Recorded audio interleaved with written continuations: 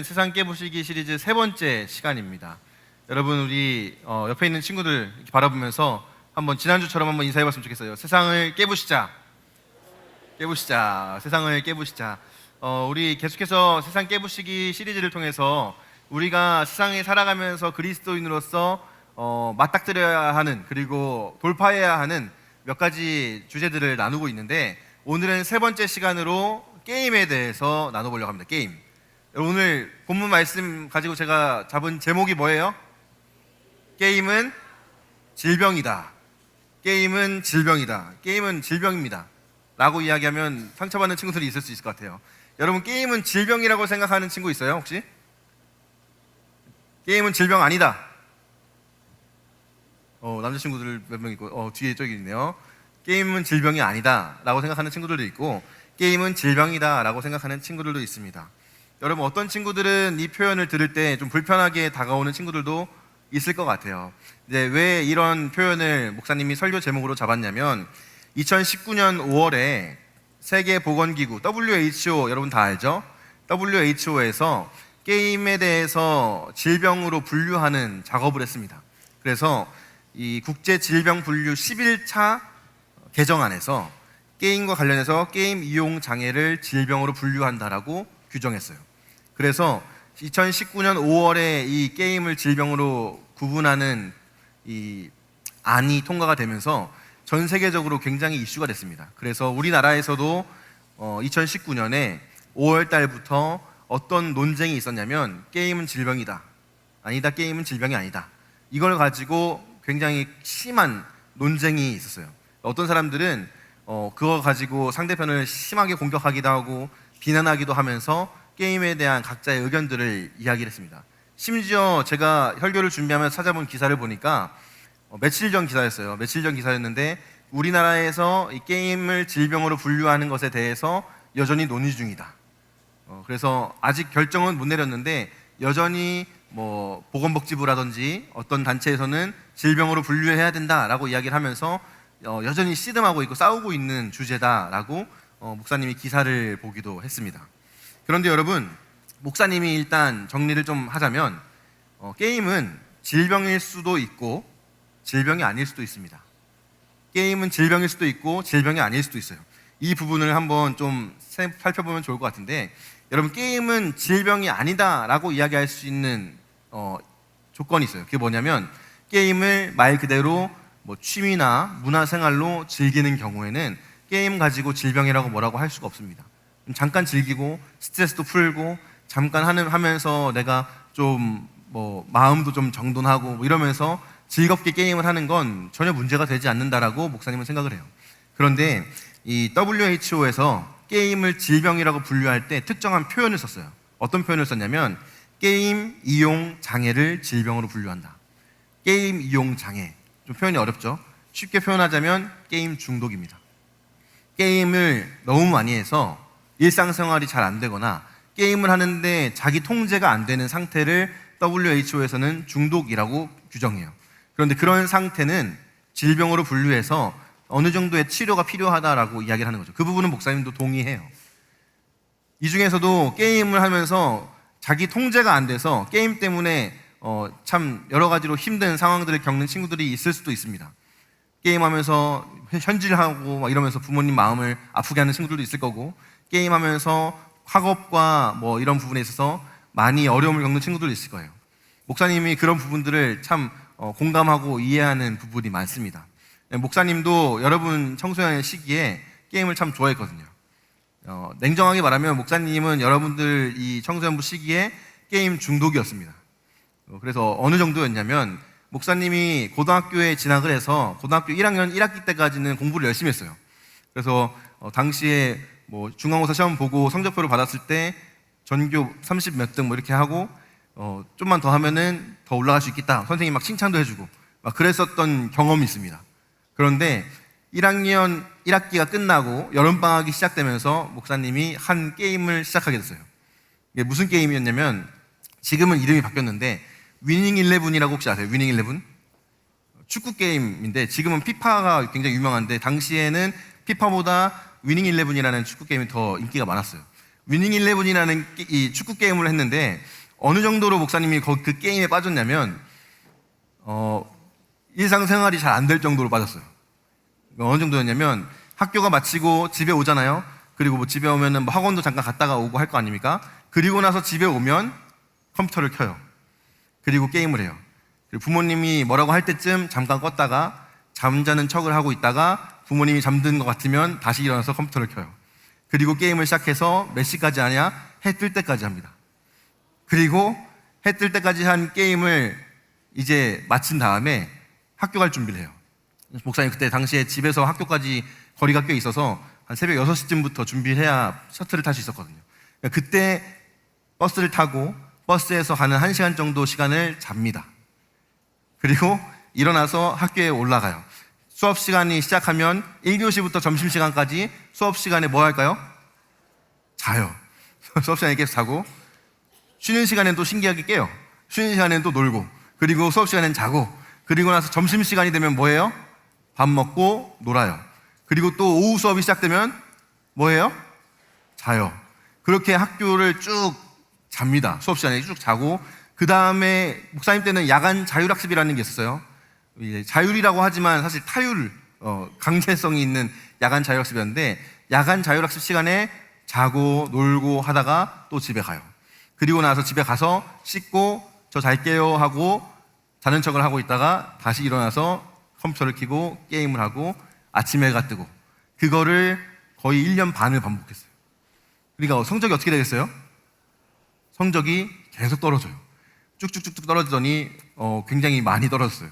그래서 나중에 목사님 1학년 때 담임 선생님이었던 선생님께서 2학년 한 말쯤에는 목사님을 보고 뭐라고 했냐면 넌 쓰레기야 라고 이야기를 할 정도로.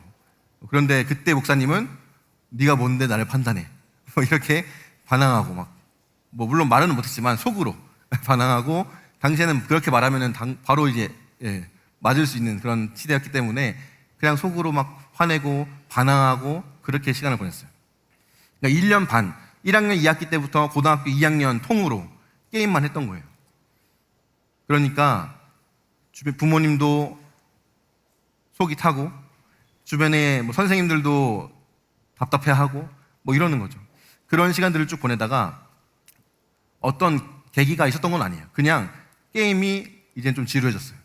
그래서 고등학교 3학년이 올라가면서 내가 이제 좀 공부를 좀 해봐야겠다 하고, 공부를 뭐 열심히 한 건 아니었지만 밤에 잠은 자고 학교에 와서 뭐 수업은 그래도 좀 듣다가 또 놀기도 하고, 그러면서 고3을 보냈던 그런 기억이 있습니다. 당시에 목사님의 삶을 이야기한다면 게임 중독이라는 표현이 정확하게 들어맞죠. 일상생활이 다 무너지고 게임에 완전히 매여서 깨어있을 때는 또 게임 생각만 해요. 계속 이 선수를 내가 영입해서 이 팀을 짜야 내가 더 좋은 성적을 거둘 수 있겠다, 뭐 이런 식으로 계속 게임 생각을 하면서 하루의 대부분을 그 게임만 생각하면서 살았던 게 목사님의 고등학교 1학년, 2학년 그 시기였어요. 지금 돌아보면 굉장히 답답하죠. 지금 목사님이 그때로 돌아간다면 게임하지 않고 열심히 공부했을 것 같아요.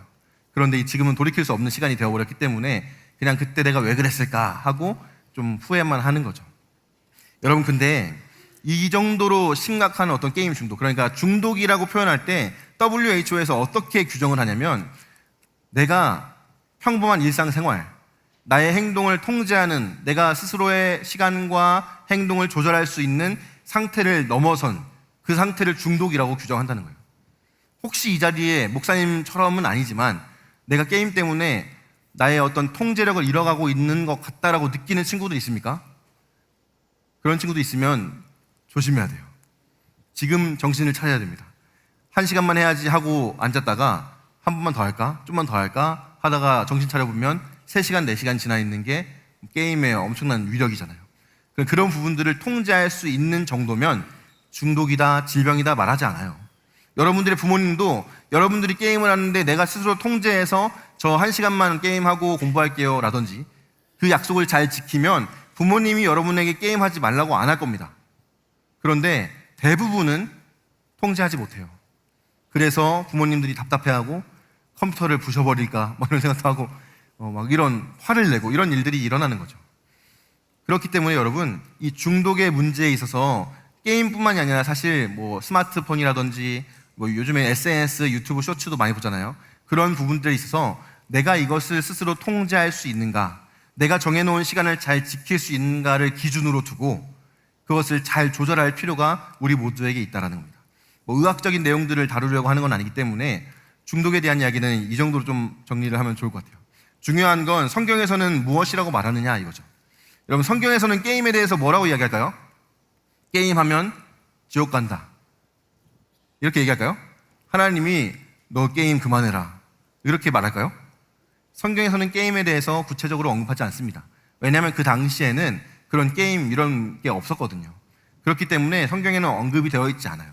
그런데 오늘 제가 이 신명기에 기록된 말씀을 함께 좀 나누면서 우리가 우리의 일상에서 게임, 그리고 게임뿐만이 아니라 SNS라든지 또 여러 가지 중독과 관련된 부분들에 대해서 함께 좀 생각해보는 시간을 가졌으면 좋겠습니다. 먼저 이 게임을 왜 할까에 대해서 한번 이야기를 해보고 싶어요. 게임을 왜 할까? 여러분, 게임 좋아하는 친구들 게임을 왜 합니까? 게임하는 이유가 뭐예요? 재밌어서. 맞아요. 게임은 재밌어요. 목사님도 게임 많이 해봐서 알고 좋아해서 알아요. 게임은 진짜 재밌습니다. 왜냐하면 여러분들이 핸드폰으로 하는 게임 혹은 컴퓨터나 뭐 이렇게 하는 게임들을 보면 게임을 통해서 다양한 경험들을 할 수 있어요. 게임을 하면서 내가 실제로는 할 수 없는 경험들을 해보기도 하고, 뭐 예를 들어서 축구 게임을 한다 그러면 나는 축구를 못해요. 하지만 내가 조종하는 선수는 좋은 선수야. 그러면은 뭐 개인기도 화려하게 할 수 있고, 게임하면서 재미있게 뭐 슛도 하고 골도 넣고, 그러면서 내가 실제로 해볼 수 없는 경험들을 간접적으로 해볼 수 있다는 거죠. 또 어떤 게임들은 내가 살아보지 못한 뭐 중세 시대라든지 과거의 특정한 시대를 게임 캐릭터를 조종하면서 살아볼 수도 있는 뭐 그런 게임들도 있습니다.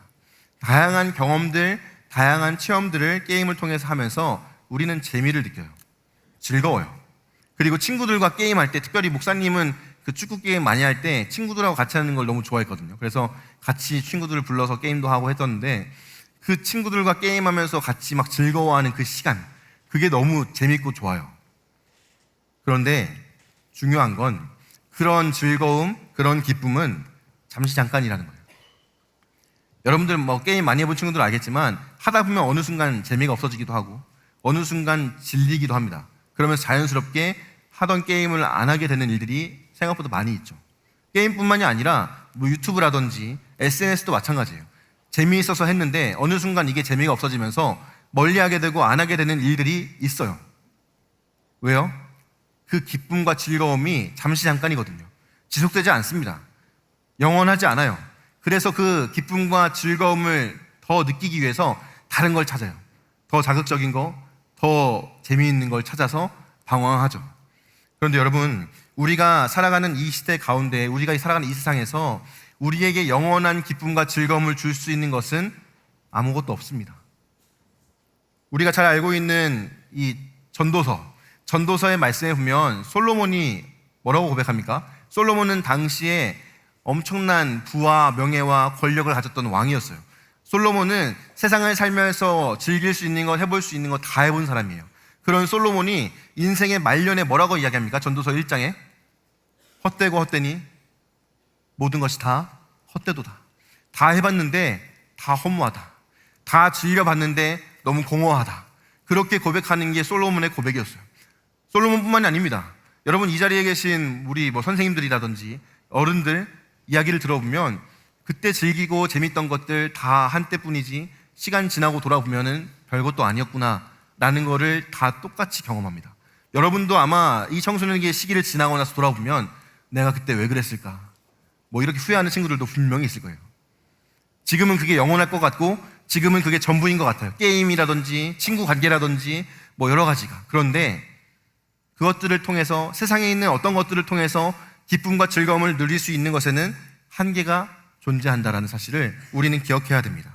그래서 시편 16편 11절에서는 이렇게 이야기합니다. 우리 같이 한번 읽어볼까요? 시작. 주께서 생명의 길을 내게 보이시리니 주의 앞에는 충만한 기쁨이 있고 주의 오른쪽에는 영원한 즐거움이 있나이다.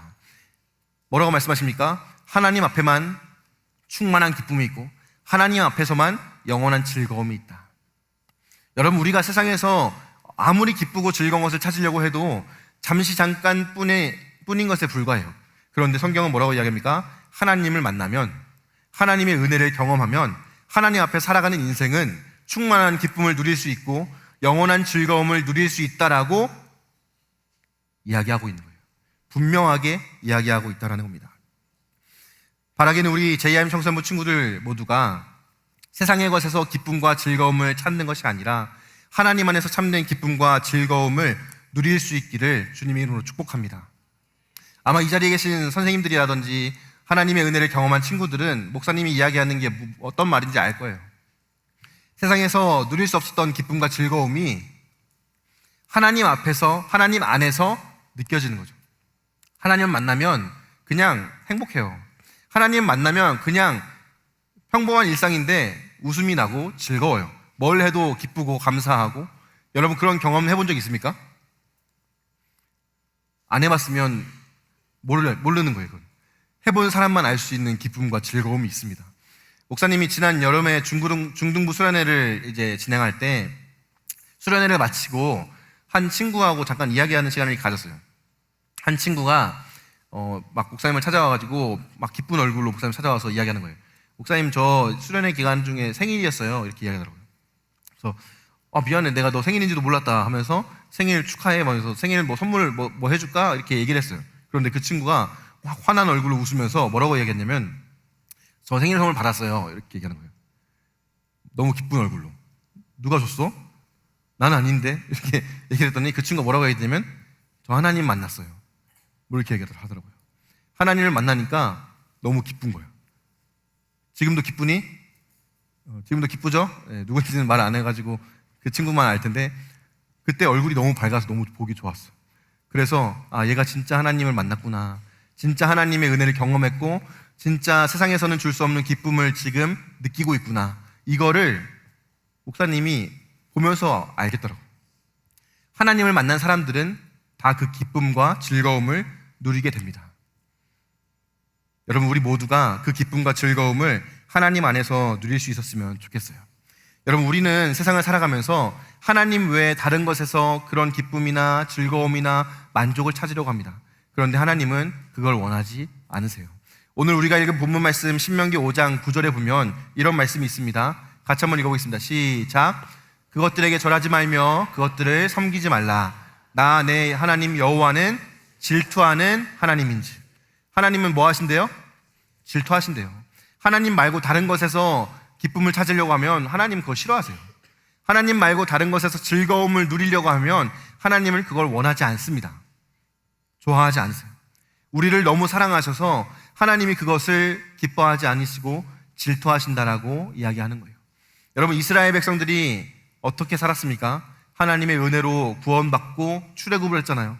하나님의 은혜로 하나님의 백성이 되는 특권을 누렸어요. 그런데 하나님을 떠나서 자꾸만 다른 것에서 기쁨을 찾으려고 하고 다른 것에서 만족을 찾으려고 했어요. 그래서 하나님이 어떻게 하십니까? 질투하는 하나님이 그들을 다시 돌이키시죠. 때로는 말씀하셔서 돌이키시게 하세요. 더 늦기 전에 돌이켜라. 때로는 그들이 하나님의 말씀을 듣지 않으니까 쳐서 돌이키세요. 때로는 강제로 끌고 와서 돌이키세요. 여러분 여기서 말하고 싶은 하나님의 사랑의 특징은요, 포기하지 않으신다는 겁니다. 하나님은 우리를 너무나 사랑하셔서 우리가 세상에 있는 것에서부터 기쁨이나 즐거움을 찾으려고 하면 우리를 포기하거나 버리지 않으시고 끝까지 우리를 쫓아오셔서 우리를 끌고 하나님 품으로 인도하신다는 사실, 여러분 그 사실을 꼭 기억할 수 있었으면 좋겠어요. 그래서 더 늦기 전에, 고생하기 전에 하나님이 부르실 때 하나님 품으로 나아가는 우리들이 되었으면 좋겠습니다. 여러분 두 번째로 우리가 게임을 하는 이유는요, 무엇입니까? 즐거운 것도 있지만 게임을 통해서 우리는 만족감과 성취감을 느끼기 때문에 게임을 합니다. 아까 목사님이 앞에서 말한 것처럼 게임은 내가 실제로 해볼 수 없는 경험들을 하게 해요. 내가 실제로 살 수 없는 시대를 살게 하기도 하고, 내가 실제로 지금 당장 할 수 없는 것들, 예를 들면 운전이라든지 이런 것들 있잖아요. 그런 것들을 게임을 통해서 간접적으로 경험해 볼 수 있게 합니다. 그러면서 어떤 친구들은 주변의 친구들에게 이런 이야기를 드려요. 야, 너 진짜 잘한다. 야, 너 진짜 대단하다. 너 이거 어떻게 레벨 여기까지 올렸어? 라든지 너 어떻게 이렇게 잘해서 상까지 탔어? 대회 나가 상 탔어? 뭐 이런 식으로 칭찬을 하기도 해요. 그러면서 그런 이야기를 들을 때 우리들의 마음에 뭐가 생깁니까? 인정받는 욕구가 채워지는 것을 경험하게 된다는 거예요. 여러분, 우리 인간의 기본적인 욕구들이 여러 가지가 있습니다. 그 중에 대표적인 것을 하나 꼽으라면 목사님 오늘 설교에서 인정받는 욕구를 꼽고 싶어요. 모든 사람은 다 인정받고 싶어 합니다. 모든 사람은 다 칭찬받고 싶어 해요. 그런데 실제로 우리가 살아가는 대한민국의 입시 제도 안에서 인정받고 칭찬받는 게 쉽습니까? 쉬워요? 어려워요. 목사님은 어려웠어요. 여러분들은 어렵습니까? 쉽습니까? 공부 잘해서 칭찬받거나 뭔가를 잘해서 인정받는 거 결코 쉬운 일 아니죠. 자연스럽게 그 인정받고 싶은 욕구, 칭찬받고 싶은 욕구가 점점 커져가요. 그러면서 게임이라든지 뭐 다른 어떤 매체들을 통해서 그 욕구를 채우려고 하는 게 청소년 시기에 보여지는 일반적인 모습들이라는 거예요. 그러다 보니까 자연스럽게 게임에 과도하게 현금을 투자하기도 하고, 혹은 게임을 하면서 뭔가 그 나의 시간을 막 쏟아부어서 게임에 모든 것을 다 걸기도 하고, 그런 모습을 보이는 게 다른 것 때문이 아니에요. 우리 안에 공허함이 있는데 그 공허함을 채우고 싶어서 그걸 계속 하는 거라는 거죠. 여러분들이 어렸을 때 생각 안 나겠지만, 여러분들은 어렸을 때, 여러분들이 태어났을 때 여러분들의 부모님은 여러분들을 있는 그대로 인정해주고 칭찬해줬습니다. 여러분 기억 안 나겠지만 똥을 싸도 칭찬받습니다. 똥이 예쁘다, 똥 색깔이 너무 예쁘다, 칭찬받아요. 잘 먹으면 잘 먹는다고 칭찬받고, 기어다니기 시작하면 기어다닌다고 칭찬받고, 말을 하면 말을 한다고 칭찬합니다. 어렸을 때는 그랬어요. 아기 때는 다 그랬어요. 다 그냥 뭘 하든지 부모님이 칭찬해주고 인정해줘요. 그런데 시간이 지나고 조금 나이가 들고 자라가면서 또 입시라는 이런 경쟁 제도에 들어가면서 칭찬받고 인정받는 일들이 조금씩 줄어가기 시작해요. 부모님의 사랑이 줄어가는 건 아니지만 부모님들도 공부시키면서 입시에 대한 스트레스를 받으면서 자꾸 여러분들을 쪼기도 하고 성적표를 가져오라고 하기도 하고 뭐 이러면서 자꾸 부모님과 여러분들 사이에서 그런 갈등이나 스트레스가 쌓여가는 거죠. 그러다 보니까 학생의 입장에서, 자녀의 입장에서 그런 스트레스라든지 그런 채워지지 않는 갈급함을 자꾸 다른 데서 채우려고 하는 모습을 보인다라는 겁니다. 그러다 보니까 문제가 발생하는 거죠. 지금 뭐 유튜브로 영상을 보시거나 혹은 이 자리에 계신 부모님들이 계십니까? 여러분들의 자녀를 있는 그대로 칭찬해주고 인정해주시면 좋을 것 같아요. 성적이 잘 안 나왔어요? 괜찮아, 다음에 잘하면 되지. 그렇게 해서 인정해주시면 좋을 것 같고, 그냥 밥을 잘 먹어요? 맛있게 먹으니까 보기 좋다, 인정해주시고, 그렇게 작은 것 하나라도 인정해주셨으면 좋겠어요. 그러면 우리 자녀들이, 우리 제2임 청소부 친구들이 그것을 통해서 조금씩 회복되는 역사가 일어날 줄로 믿습니다. 그런데 그런 게 쉽지 않아요. 그러다 보니까 자꾸만 세상의 것을 찾고 자꾸만 다른 것을 의지하면서 잘못된 길로 나아가는 모습들을 보일 때가 있다는 거죠. 이런 모습을 예레미야서 2장 13절에서는 어떻게 표현하냐면 터진 웅덩이라고 표현합니다. 터진 웅덩이. 그들이 나를 버렸고, 나를 버린 대신에, 여기서 나는 하나님입니다. 그들이 하나님을 버리고 하나님 대신에 터진 웅덩이를 봤다. 여러분, 터진 웅덩이에다가 물을 부으면 물이 채워집니까? 예를 들어서 밑 빠진 독에 물을 부으면 물이 채워져요? 안 채워져요. 물을 부으면 부을수록 계속 빠져나갑니다. 지금 그런 상태라는 거예요. 자꾸 다른 데서 만족을 누리려고 하고 자꾸 다른 데서 성취감을 누리려고 하다 보니까 그게 잠깐은 채워지는 것 같은데 뒤돌아보면 다 없어지고 없어요.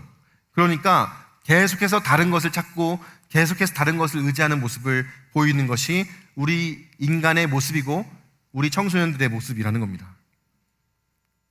세상은 그래요. 그리고 그렇게 살다가 도태가 되거나 낙오가 되면 세상은 차갑게 우리를 버립니다. 너는 실패자야. 너는 여기까지밖에 안 돼. 너 원래 그럴 줄 알았다. 그런 식으로 우리를 조롱하기도 해요. 그게 여러분들이 살아가는 이 세상입니다. 성경에서는요, 다르게 이야기해요. 성경에서 여러분들에게 뭐라고 이야기하는지 아십니까? 요한복음 3장 16절 말씀에 이렇게 이야기합니다. 우리 같이 한번 읽어볼까요? 시작. 하나님이 세상을 이처럼 사랑하사 독생자를 주셨으니 이는 그를 믿는 자마다 멸망하지 않고 영생을 얻게 하려 하심이라. 뭐 암송이라든지 뭐 이런 식으로 많이 봤던 구절이죠. 요한복음 3장 16절 복음 하면 떠오르는 구절 중에 하나죠. 요한복음 3장 16절에서 이야기하는 메시지를 간단하게 한 문장으로 압축하라고 하면 저는 이렇게 표현하고 싶어요. 하나님이 너를 사랑하신대. 하나님이 나를 사랑하신대. 여러분, 하나님이 우리를 너무 사랑하셔서, 나를 너무 사랑하셔서 자기 독생자를 내어주셨어요. 이 사랑은 어떤 사랑입니까? 우리를 위해서 자기의 전부를 내어 던진 사랑이에요. 여러분, 한 사람을 위해서 하나님이 자기 자신을 버리고 우리를 택하셨다라고 성경이 증언하고 있다는 겁니다. 여러분은 그런 사랑을 받은 사람들이에요. 성경은 여러분들에게 하나님이 너를 이렇게 사랑하셔 라고 말씀하고 계신다라는 거예요. 그리고 말씀하시는 거예요. 그러니까 하나님에게로 나아와라. 그러니까 하나님을 의지해라.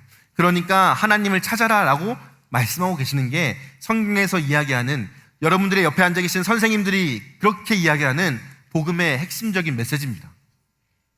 세상은 여러분들에게 너는 실패자야, 너는 낙오자야, 너는 어차피 해도 안 돼, 너한테는 꿈도 희망도 없어 라고 이야기하면서 여러분들을 평가할지 몰라요. 그런데 성경은요, 하나님은요, 여러분들에게 이렇게 말하는 거예요. 나는 너를 있는 모습 그대로 사랑한다. 나는 네가 어떤 모습이든지 너를 받아줄 거다. 나는 너를 위해서 이미 내 모든 것을 다 내어 던졌다. 그러니까 나에게로 오라. 여러분, 하나님이 여러분들을 그렇게 사랑하신다는 사실을 기억할 수 있기를 바랍니다.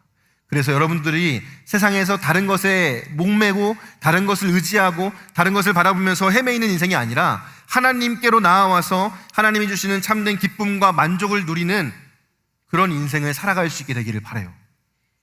우리 모두가 그 하나님의 은혜와 사랑을 누릴 수 있게 되기를 주님의 이름으로 축복합니다. 게임이라든지 SNS라든지 뭐 유튜브라든지 아니면은 뭐 이성교제라든지 그런 것들을 통해서 여러분들이 누릴 수 있는 기쁨, 즐거움, 만족은 잠시 잠깐뿐이에요. 영원한 하나님의 사랑이 여러분들에게 유일한 소망이 되는 줄로 믿습니다. 그 하나님의 사랑 안에 거하는 우리들이 되어야 해요. 여러분, 이제 말씀을 마치도록 하겠습니다. 여러분, 게임이라든지 아니면 다른 어떤 매체라든지 이성교제라든지 여러 가지가 있을 거예요. 그런 것들을 통해서 우리가 얻는 기쁨이나 만족이나 즐거움, 이런 것들은요, 공짜로 주어지는 게 아닙니다. 어쩌면 우리는 내가 그냥 하다 보니까 주어진 것으로 여길 수 있어요. 내가 그냥 살다 보니까 나에게 주어진 만족으로 느낄 수 있습니다. 그런데 결코 공짜로 주어지는 것은 이 세상에 없습니다. 여러분들이 느끼는 게임, 뭐 미디어, 이성교제, 술, 담배, 이런 걸 통해서 여러분들이 느끼는 만족감이라든지 기쁨이나 즐거움은 여러분들의 시간을 투자해서 얻는 거예요. 여러분들에게 주어진 유한한 시간, 여러분들이 청소년기라는 이 짧고 유한한 시간을 보내는데 여러분들에게 주어진 그 시간을 여러분들이 사용하는 거예요. 소비하는 겁니다. 그래서 얻는 그 기쁨이 잠깐인 것, 잠깐 있다가 사라지는 것이라는 거죠. 그런데 여러분, 여러분들에게 주어진 이 짧은 청소년기의 시간, 지금은 길게 느껴질지 모르지만 여러분 지나고 나면요, 너무 짧아요. 너무 금방이에요. 그 시간이 잠깐의 즐거움을 위해서 소비되는 것을 원하십니까? 아니면 영원한 기쁨과 즐거움, 영원한 만족과 영원한 생명을 위해서 소비되기를 원하십니까? 우리 JM 청소년부가 헛된 것에 소망을 두고 우리에게 주어진 이 유한한 시간을 낭비하는 인생이 아니라 영원한 하나님의 나라를 향해서 나에게 주어진 그 시간을 가치 있게 소비하는 인생을 살아갈 수 있게 되기를 바랍니다. 그렇게 하나님에게서 기쁨을 누리고 하나님에게서 만족을 누리고 하나님이 주시는 영원한 생명을 청소년의 이 중요한 시기에 누리게 되는 우리 모두가 될 수 있기를 주님의 이름으로 간절히 축복합니다.